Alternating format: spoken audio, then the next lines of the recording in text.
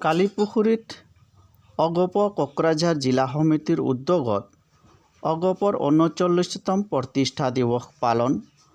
শনিবাৰ দিনা ৰাতিপুৱা 10:30 বজাত কোকৰাঝাৰ জিলাৰ কালিপুখুৰীত অগপ জিলা সমিতিৰ উদ্যোগত অসম গণ পৰিষদৰ ৩৯তম প্ৰতিষ্ঠা দিৱস উদযাপন কৰা হয়।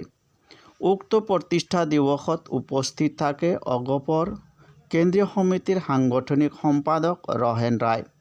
উক্ত অনুষ্ঠানত দলীয় পতাকা উত্তোলন কৰে জিলা সমিতিৰ সভাপতি জাকিৰ হুছেইন।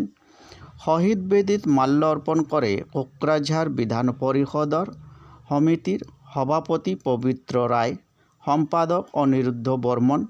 উপস্থিত থাকে বিধান পৰিষদৰ সম্পাদক আনোৱাৰ হুছেইন, জিলা সমিতিৰ মুখ্য উপদেষ্টা কৰ্ণমোহন ৰায় বুলি জানিব পৰা গৈছে।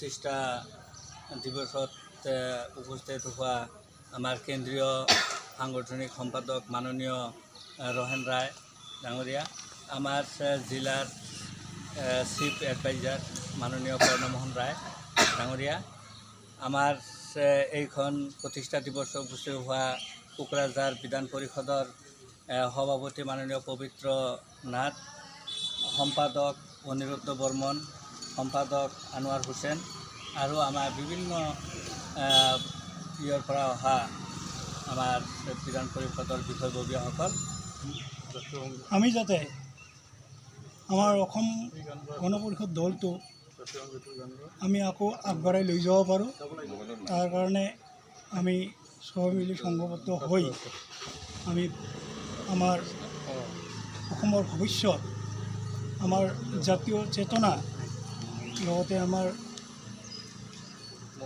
ৰাজনৈতিকভাৱে অসম গণ পৰিষদ দলটো আগবঢ়াই লৈ যাব পাৰোঁ। আমাৰ এইটো আজি এই অসম গণ পৰিষদৰ জন্ম ইতিহাসটো গোটেই অসমবাসী ৰাইজে গম পায়। ইয়াত এটা ইতিহাস আছে। 6 বছৰ অসম আন্দোলনৰ পিছত এই অসম গণ পৰিষদ দলটো বিভিন্ন জাতি সম্প্ৰদায় ভাষা ভাষীৰ লোকে একত্ৰিত হৈ অসমত 1985 চনত গোলাঘাটত জন্ম হৈছিলে আজিৰ তাৰিখত, আৰু সেইটোৰে আমাৰ আজি অসম গণ পৰিষদ দলে গোটেই অসম জুৰি চবতে আমাৰ শাখা, আঞ্চলিক, ব্লক, ডিষ্ট্ৰিক্ট আৰু আজি কেন্দ্ৰীয়ভাৱে আমি আমাৰ প্ৰতিষ্ঠা দিৱস গোলাঘাটতে আজি অনুষ্ঠিত হৈ আছে। গতিকে সেইকাৰণে আমিও আমাৰ এই কোকৰাঝাৰ বিধান পৰিষদে তথা কোকৰাঝাৰ বিধান পৰিষদ আৰু জিলা সমিতিয়ে একত্ৰিতভাৱে আমি কালিপুখুৰীত আজি প্ৰতিষ্ঠা দিৱস পালন কৰিলোঁ। আৰু ইয়াৰ উদ্দেশ্যটোৱে হ'ল আমাৰ অসমৰ আঞ্চলিকতাবাদী ৰাজনীতি, অসমৰ যিবিলাক সমস্যা আছে এই সমস্যাবিলাক অসমৰ মানুহৰ দ্বাৰা কেনেকৈ আমি কেন্দ্ৰৰ পৰা সেই সুবিধাখিনি ল'ব পাৰোঁ বা আঞ্চলিক ৰাজনৈতিক দলৰ যিটো উদ্দেশ্য আৰু লক্ষ্য সেইটো আগত ৰাখি আজি আমি কাম কৰি আছোঁ। আৰু আগন্তুক দিনতো অসমবাসীয়ে হয়তো আমাৰ অসম গণ পৰিষদ দলক আমাৰ যিটো উদ্দেশ্য আৰু লক্ষ্য তাত উপনীত হোৱাৰ কাৰণে নিশ্চয় সহায় সহযোগ কৰিব আশা ৰাখিছোঁ। আৰু আমাৰ অসম গণ পৰিষদ দলৰ ভাল দিন নিশ্চয় আহি আছে, তাৰ কাৰণে আমি কামনা কৰিছোঁ আৰু ভগৱানৰ ওচৰত প্ৰাৰ্থনা কৰিছোঁ।